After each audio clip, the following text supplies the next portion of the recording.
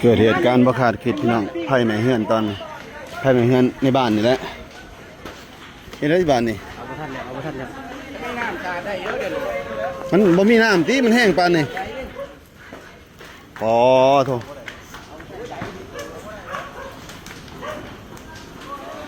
ล่ามขึ้นหลังนี่แหละมันเป็นระบบเลยวะโอ้ยลัดวงจรบ่เกิดเหตุจากหยังกันนี่เกิดเหตุจากหยังงูคือกันอะไร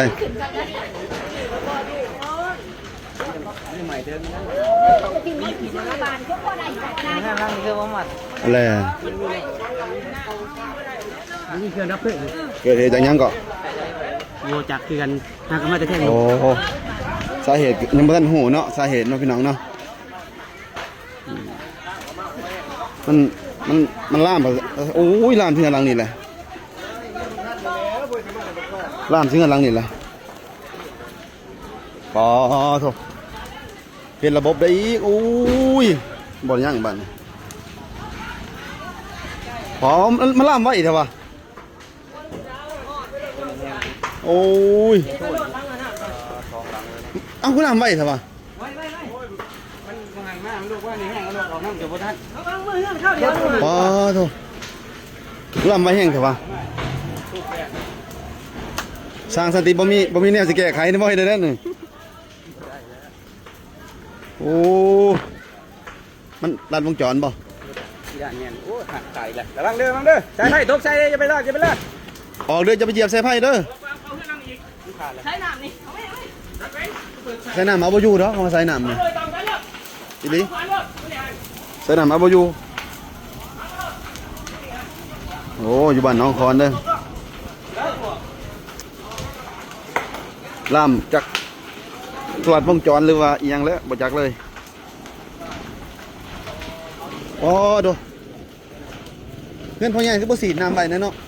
เพื่อนพ่อใหญ่นะเพราะว่าสีดน้ำใบไปได้ลมพัดทั้งหุ่นลมนี่ระวังกันนั่นแหละสร้างเขากำลังเดี๋ยวเอาตัดไผ่ออกเนาะตัดไผ่ออกจากแถวนี้ทุกหลังเลยเดี๋ยวมันสิลัดวงจรต่อไปจากตัดหัวเลยบานนี่เบิ้งนี่ได้เลยตัดกันเลยจัดตัดฟังนี่มันมองไผ่โอ้ปอโถหลังมันเข่าสไลด์ตัวนี้นี่เสาเล็กนี่ตัดออกไปเลยยังต่อไหมลมมันพัดมาทางนาว่าเนาะคันติดกันนี่อ๋อนี่ยังดียังมีคนอยู่ทุ่นไม่ยีหน้าเนาะโอ้ยทำไมรถขั้นมันไปล็อกไว้แล้วก็เขาเกียร์แบบตายห่าเลยเขาเกียร์ล็อกแล้วเว้ยทุบแบนเหรอกินได้ค่ะทุบโอ้เสียงดังยังต่ำมีบอล